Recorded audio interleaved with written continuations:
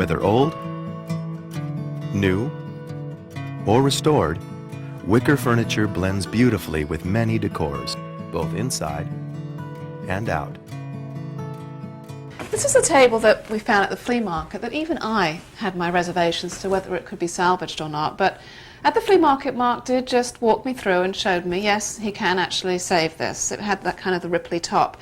And look, it really is great, and I just think it's now a really beautiful piece. And it works as a beautiful, what I'm calling here like an end table, but it's also actually just about big enough that it could also be for a coffee table. And then, of course, our magazine rack. It was actually a very pretty natural colour, but I just knew that I wanted this to be a white world. So I actually needed a magazine rack, so it's a perfect place, it's a perfect spot for it. And it's nice and fresh, but it still has those nice little old details. This is one of those fortunate finds that I had to do nothing to other than clean it. The mirror was all kind of murky and dappled and yucky, so it did get cleaned. It did get our vintage wallpaper lining, just so that when you open the drawer it's just nice and just kind of delicate and surprise-like. But we were really fortunate with the glass drawer pull, and there was nothing we had to do to it. So occasionally you can find those finds at the flea market. Then we have this laundry pamper, comes storage unit, plus place to sit. I always like to find places that I can just sit and do nothing. So we did replace the top. We put this nice shabby chic fabric on top of it. And of course it's also perfectly practical, great for storage.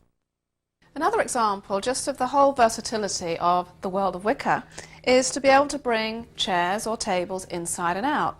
Of course they're not terribly heavy, so it's something that us girls can do all by ourselves. And when you're dealing with a cushioning thing, be open to having inside and outside flavoured coverings, and also seasonal, summer, winter. So with a simple exchange of the cover, this is going to become a winter type of a chair. And using this red fabric as I am, it has like a festive feeling. It's quite simple to do yourself if you're nifty with a sewing machine, but if not, if you just make a template of your seat cover and take it to any good seamstress, it really isn't a big deal. And to me this now is perfect for an inside chair, something that you can use at Christmas, or just something that just has a bit more of a special feel. Outdoors, wicker is a traditional favorite, but its exposure to the elements requires a few basic considerations.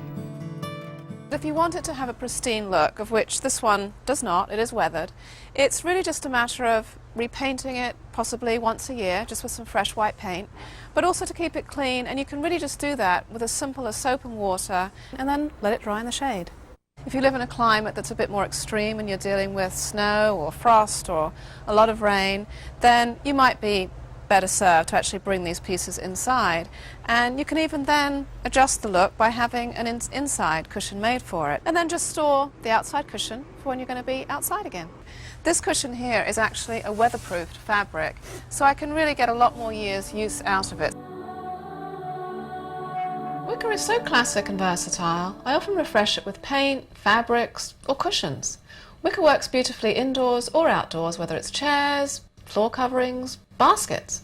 I find wicker to be a lovely natural accent that fits perfectly into the world of shabby chic.